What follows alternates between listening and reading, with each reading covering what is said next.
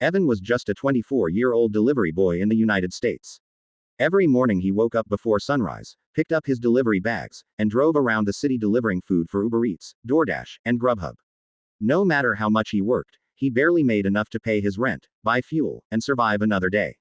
His life felt like a loop. Wake up, deliver food, sleep, and repeat. He saw all kinds of people. Busy office workers, rich families, students, hospital staff. Everyone seemed to be moving forward, except him. And the worst part was the complaints. Customers always shouted at him. Why is my order late? Why can't the app show where my food really is? Why doesn't this app work properly? Every day the same problems, the same frustration. One rainy evening, Evan delivered to a man who was extremely angry. His food was late, and he shouted, "Why don't these apps show what's happening in real time? Why can't I see when my food is being cooked?" Evan apologized and walked away soaking wet, but something stuck in his mind.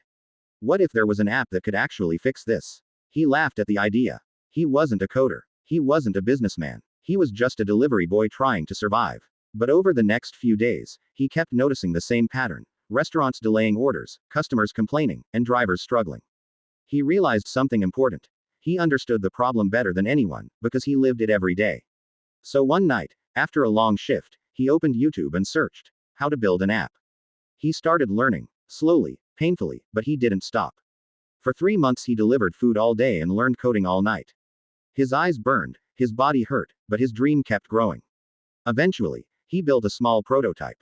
It wasn't perfect, but it worked. It could track drivers more accurately and show real-time updates. He tested it with a few delivery drivers, and they loved it. One of them said, "Bro, if you launch this app, every driver will use it." A small cafe agreed to test his app for a week. To Evan's surprise, customers stopped calling to ask about their orders. They finally had real transparency. The cafe owner told him, "You're onto something big." A startup incubator heard about Evan and invited him to present his idea. He went in nervous, wearing cheap clothes, but the investors were shocked by how deeply he understood the problem. They offered him funding to build the full version of the app. With real developers helping him now, Evan finally launched a polished app. In weeks it spread across small restaurants. Drivers shared it on social media. Influencers talked about it. Gig workers across the country downloaded it. Then came the moment that changed everything. A major delivery company contacted him, not to stop him, but to partner with him.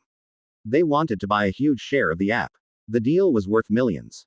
Evan, the same boy who once delivered food in the rain, was now the founder of $1 million startup. But he never forgot where he came from. After becoming successful, he created programs to help delivery drivers, offering financial support, safety tips, and better opportunities. His story became a reminder that sometimes the person closest to the problem is the one destined to solve it. You don't need to be rich, famous, or highly educated. Sometimes all it takes is seeing something everyone else ignores, and refusing to give up.